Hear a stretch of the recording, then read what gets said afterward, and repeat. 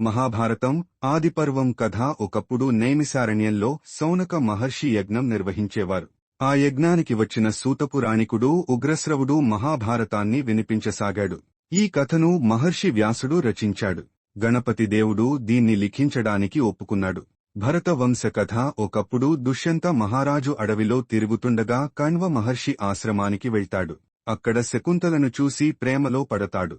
గంధర్వ వివాహం చేసుకుని వెళ్లిపోయాడు. కాని అతను ఆమెను మర్చిపోయాడు. తర్వాత భరతుడు తన ప్రతిభతో శక్తివంతమైన చక్రవర్తి అయ్యాడు. భీష్ముడి జననం ప్రతిజ్ఞ. హస్తినాపుర రాజు శంతను గంగాదేవిని పెళ్లి చేసుకున్నాడు. ఆమె భీష్ముడిని జన్మనిచ్చి నదిలోకి వెళ్లిపోయింది. తర్వాత శంతను సత్యవతిని పెళ్లి చేసుకోవాలనుకున్నాడు.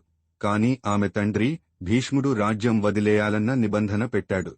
భీష్ముడు తన జీవితాంతం వివాహం చేసుకోకూడదని ప్రతిజ్ఞ చేశాడు. ధృతరాష్ట్ర, పాండురాజు, విదుర జననం. శంతనుని కొడుకు విచిత్రవీర్యుడు నిసంతానంగా మరణించడంతో వ్యాసమహర్షి అంబిక, అంబాలికలకు బిడ్డలను ప్రసాదించాడు. అంబిక ధృతరాష్ట్రుని, అంబాలిక పాండువును, మరొక దాసి విదురుని పొందింది. పాండవులు కర్ణుని జననం. పాండువుని భార్యలైన కుంతి, మాద్రిలకు దేవతల ఆశీర్వాదంతో పిల్లలు కలిగారు. కుంతికి యమధర్మరాజు వల్ల యుధిష్ఠిరుడు, వాయుదేవుని వల్ల భీముడు, ఇంద్రుని వల్ల అర్జునుడు జన్మించారు. మాద్రికి అశ్విని దేవతల వల్ల నకుల, సహదేవులు పుట్టారు. కుంతి పెళ్లికి ముందే సూర్యభగవానుని ఆశీర్వాదంతో కర్ణుడిని పొందింది. ద్రౌపది స్వయంవరం. పాండవుల పెళ్లి అరుణోదేశంలో ద్రౌపది స్వయంవరం ఏర్పాటయింది. తాడులో ఉన్న మత్స్యాన్ని గమనించి నీటిలో ప్రతిబింబం చూస్తూ అస్త్రం ప్రయోగించగలిగిన వారికి మాత్రమే ఆమెను ఇచ్చే షరతు పెట్టారు.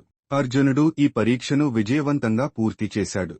పాండవులు ఇంటికి వెళ్లి, ఓ తల్లి, మేము గొప్ప బహుమతిని తెచ్చుకున్నాం అని చెప్పగా, కుంతి తెలియక అందరికీ సమానంగా పంచుకోండి అనడం వల్ల ద్రౌపది అందరి భార్య అయింది. ఇంద్రప్రస్థ రాజధాని మాయాసభ. ధృతరాష్ట్రుడు పాండవులకు అర్ధరాజ్యమిచ్చి ఖాండవ ప్రదేశంలో ఇంద్రప్రస్థ రాజధాని నిర్మించుకునేలా అనుమతిచ్చాడు. అక్కడ మాయాసభను నిర్మించబడింది. ఈ విధంగా ఆదిపర్వం కథ కౌరవ పాండవుల పురాణ కథను నిర్మించి మహాభారతానికి బలమైన పునాది వేస్తుంది.